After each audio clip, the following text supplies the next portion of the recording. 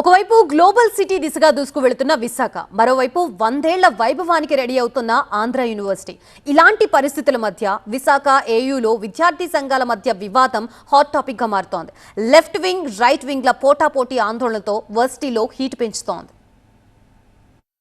విశాఖ ఆంధ్ర యూనివర్సిటీలో విద్యార్థి సంఘాల వివాదం పీక్ స్టేజ్కు చేరుతోంది. ABVP, SFI, AISF student unions మధ్య కొద్ది రోజులుగా వివాదం కొనసాగుతుండగా ఇప్పుడు మరోసారి టెన్షన్ నెలకొంది. ఏయూ మెయిన్ గేట్ దగ్గర ఎస్ఎఫ్ఐ, ఏఐఎస్ఎఫ్ దిష్టిబొమ్మలు దగ్ధం చేసేందుకు ఏబీవీపీ నేతలు ప్రయత్నించడం ఉద్రిక్తతలకు దారితీసింది. అయితే ఏబీవీపీ నేతలను పోలీసులు అడ్డుకోగా AU registrar office, main gate ముందు ధర్నాకు దిగారు. ఈ సందర్భంగా ఏయూలో ఎలాంటి మత కార్యక్రమాలు నిర్వహించకపోయినా నిందలు వేస్తున్నారని ఏబీవీపీ జిల్లా కన్వీనర్ నితిన్ ఆరోపించారు. మరోవైపు ఏబీవీపీ నేతల తీరుపై ఎస్ఎఫ్ఐ, ఏఐఎస్ఎఫ్ నేతలు ఫైర్ అవుతున్నారు. ఏబీవీపీ పేరిట ఏయూలో ఆర్ఎస్ఎస్ కార్యక్రమాలు నిర్వహిస్తుంటేనే అడ్డుకున్నామని కౌంటర్ ఇచ్చారు. యూనివర్సిటీలో కర్రలు చేతపట్టి కవాతులు నిర్వహించడమేంటని ప్రశ్నించారు. ఏయూలో మతపరమైన కార్యకలాపాలను సహించేది లేదని హెచ్చరించారు. అంతేకాదు ఏబీవీపీ వ్యవహారాలపై ఏయూ వీసీకి ఎస్ఎఫ్ఐ, ఏఐఎస్ఎఫ్ నేతలు ఫిర్యాదు చేశారు.